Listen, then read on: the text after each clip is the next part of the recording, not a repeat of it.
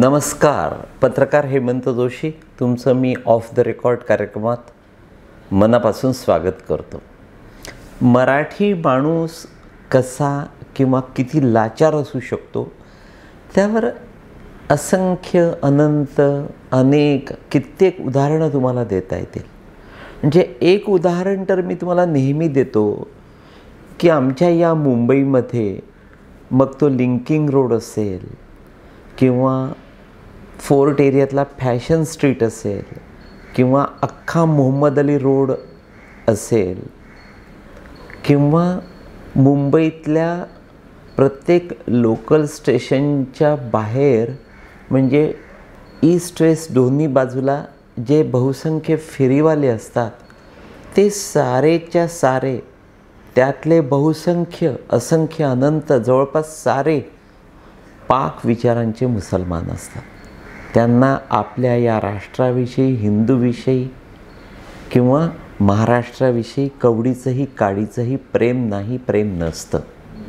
आणि तुम्ही आम्ही मराठी मी जेव्हा केव्हा त्यावर चौफेर नजर टाकतो या मुसलमानांकडून मोठ्या प्रमाणात खरेदी करताना बघतो.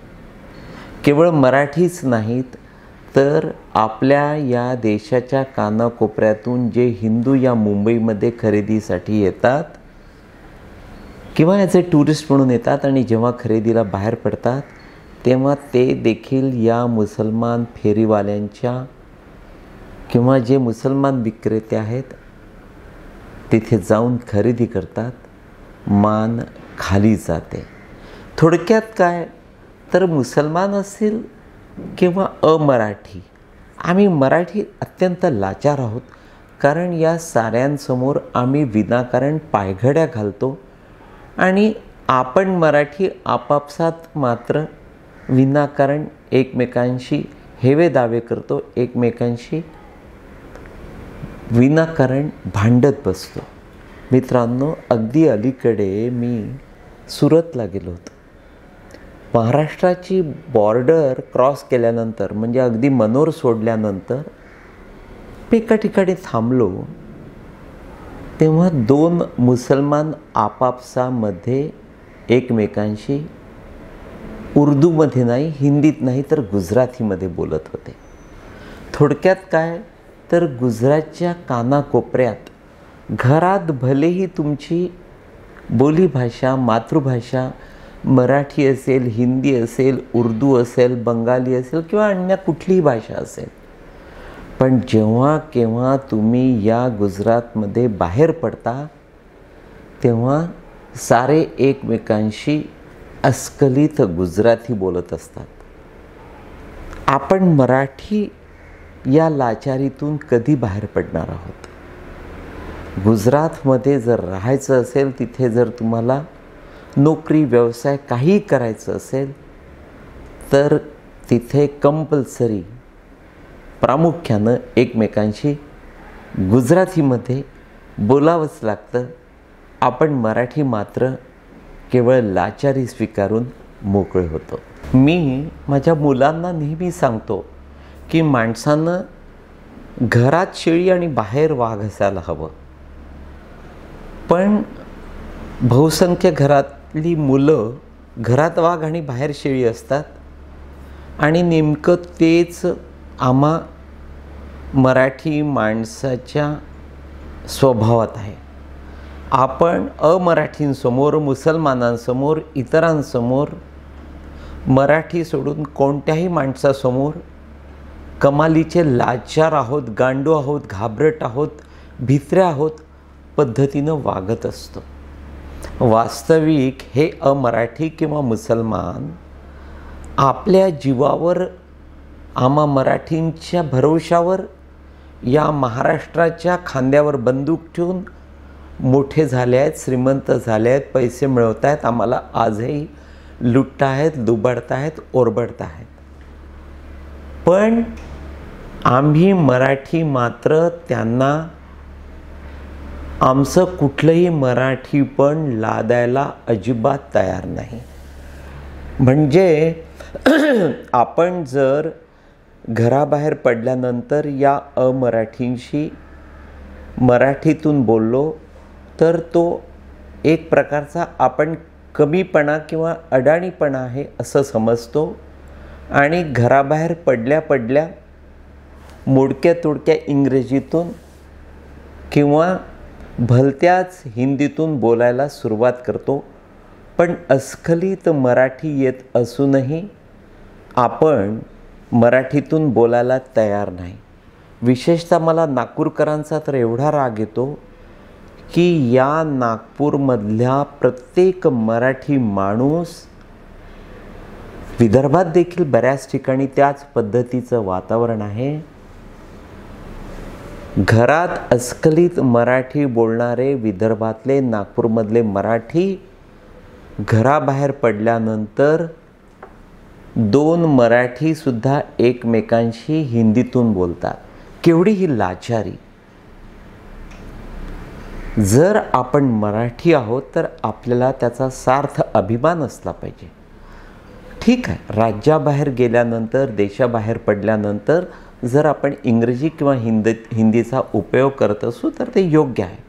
पण आपल्या या राज्यात जर आपण बाहेर पडल्यानंतर मराठीतून बोलायला सुरुवात केली तर समोरचा अमराठी किंवा मुसलमान किंवा हिंदी भाषिक पुढल्या 5 मिनिटात मला मराठी येत नाही, तुम्ही हिंदी किंवा इंग्रजीतून बोला असं स्पष्टपणे तुम्हाला सांगतो आणि आपण देखील कमालीचे बावळट भाव चेहऱ्यावर आणून त्याच्याशी मोडक्या तोडक्या इंग्रजी किंवा हिंदीतून बोलायला सुरुवात करतो. आपली ही अशी मजबुरी आहे. किंबहुना आमच्या या राज्यामध्ये प्रत्येक उपहारगृहातून तुम्ही कंपल्सरी आमच्या मराठी पदार्थांना ठेवायला हवं, ते तयार करायला हवेत. येथल्या प्रत्येक रेस्टॉरंटमधून, उपहारगृहातून अमराठी किंवा मराठी नसलेले पदार्थ मिळत असतील तरीही त्या उपहारगृहातून आपण गुजरात पद्धतीनं मराठी पदार्थांची त्यांना प्रकर्षानं सांगितलं पाहिजे, कंपल्शन करायला पाहिजे. पण आपले राज्यकर्ते हलकट आणि आपण तर हेकट आणि बावळट. त्यामुळे हे अमराठी, हे मुसलमान, हे महाराष्ट्राबाहेरचे सारे आपल्यावर राज्य करून मोकळे होतात. मित्रांनो, तुम्हाला आश्चर्य वाटेल, अगदी अलीकडे जेव्हा मी सुरतला गेलो होतो, तिथल्या चेंबर ऑफ कॉमर्सचा एक मोठा पदाधिकारी, माझा मित्र, त्यानं मला सुरतला जे नव्यानं हिऱ्यांचं हब बांधल्या जात आहे ते दाखवलं आणि तो परिसर बघून पेंटागॉन देखील जिथे फिकं पडेल एवढं भव्य दिव्य हिऱ्यांचं मार्केट, हिऱ्यांचं हब या गुजरात्यांनी त्या सुरतमध्ये उभं केलं आहे. आणि या गुजरात चेंबर ऑफ कॉमर्सच्या पदाधिकाऱ्यानं मला सांगितलं की पुढल्या काही महिन्यात मुंबईतल्या तुमच्या BKC किंवा मुंबईतला हिऱ्यांचा व्यापार पूर्णतः कोलमडून पडेल आणि हा सारा हिऱ्यांचा व्यापार आम्ही या संकुलात वळता केला असेल. थोडक्यात काय तर आमचे राज्यकर्ते नवीन उद्योगधंद्यांना चालना देताना दिसत नाही आणि ज्यांना आपणहून उभं राहायचं असतं त्यांना या राज्यातल्या सरकारी खात्यातून, मराठी माणसांकडून, स्थानिक मराठी नेत्यांकडून, गुंडांकडून, कामगारांकडून ज्या पद्धतीचा त्रास होतो त्या त्रासाला कंटाळून ते सारेच्या सारे राज्याबाहेर चालले आहेत. तुम्हाला आणखी एक आश्चर्य सांगतो, मुंबईतल्या नरिमन पॉईंट परिसरामध्ये माझं कार्यालय आहे. गेले अनेक वर्षाले तिथे माझं कार्यालय आहे.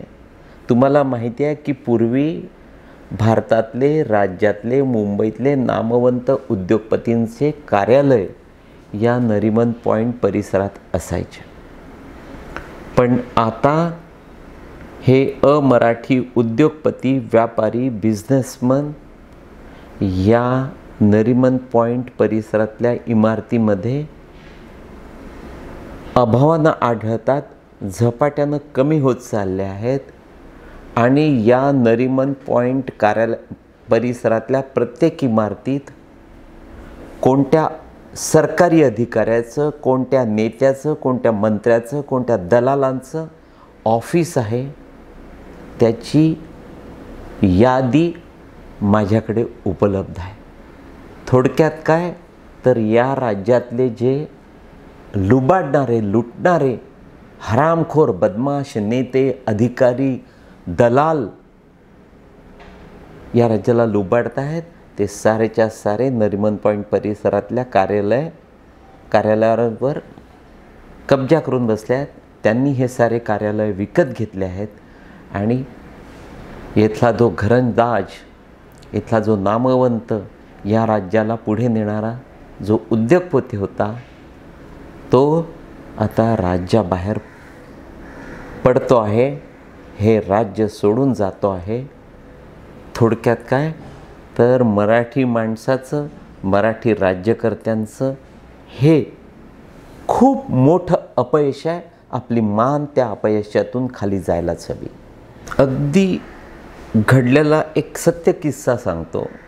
माझ्या ओळखीची एक अत्यंत देखणी, सुस्वरूप, श्रीमंत मराठी मुलगी एका मराठी तरुणाच्या आकंठ प्रेमात बुडालेली होती. त्या दोघांचं प्रेम एका मराठी मुलाला, मराठी तरुणाला, माझ्या ओळखीच्या तरुणाला बघवत नव्हतं. कारण तो देखील त्या तरुणीच्या प्रेमात पडला होता, पण ती तरुणी त्याला तोपर्यंत भाव देत नव्हती.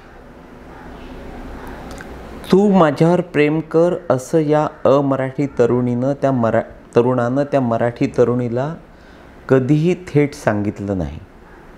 पण त्यानं एक युक्ती केली.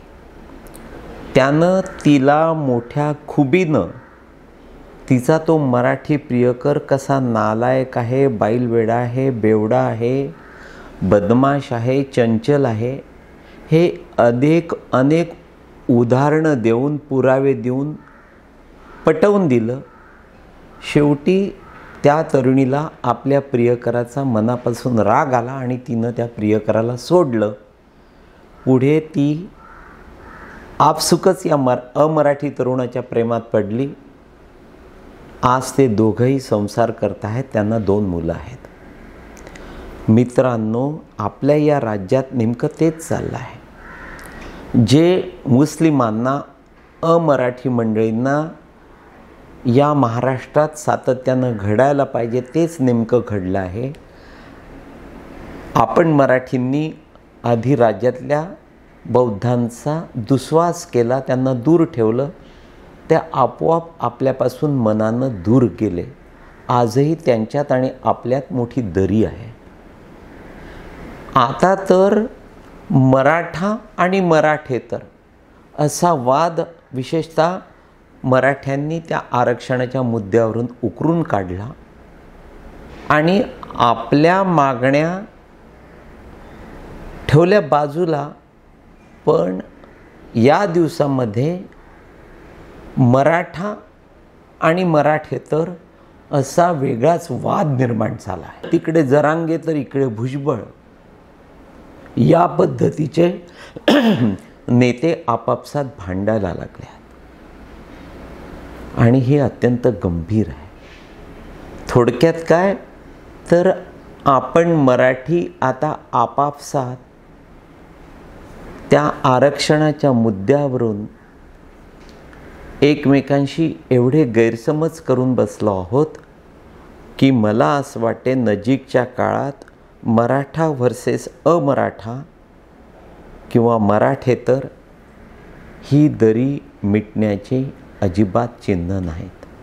विशेषतः मला जरांगेंना हे सांगायचं आहे की काही लबाड मराठा नेते तुमच्या खांद्यावर बंदूक ठेवून आपल्या या राज्यात राजकीय अस्थिरता निर्माण करून, गोंधळाची परिस्थिती निर्माण करून कदाचित स्वतःचा स्वार्थ कसा साधता येईल त्यावर कॉन्सन्ट्रेट आहेत.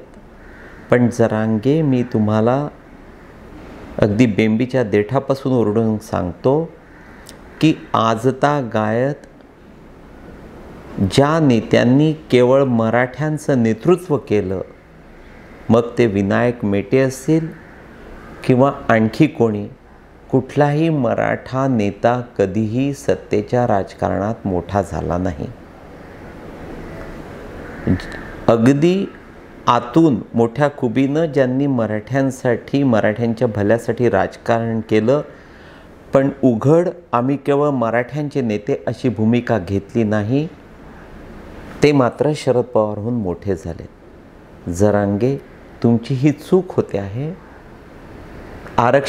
आरक्षणाच्या मुद्द्यावरून तुम्ही, भुजबळ, वडेट्टीवार, अन्य नेते एकमेकांशी भांडता आहात आणि बौद्ध, ब्राह्मण, मराठा, अमराठा, माळी, कुणबी, तेली या पद्धतीचं दूषित वातावरण निर्माण करून आपण सारेच्या सारे मराठी अतिशय झपाट्यानं कमकुवत होतो आहे. आणि त्याचा मोठा फायदा आपल्या या राज्यावर ज्या अमराठींनी, ज्या मुसलमानांनी मोठ्या प्रमाणात आक्रमण केलं आहे, ते या संपूर्ण आपापसातल्या आपल्या या भांडणांचा गैरफायदा घेऊन मोठे होतील आणि आपण कायम हात सोडण्यापलीकडे काहीही करू शकणार नाही. असे घडायला नको. तूर्त एवढंच मित्रांनो. नमस्कार.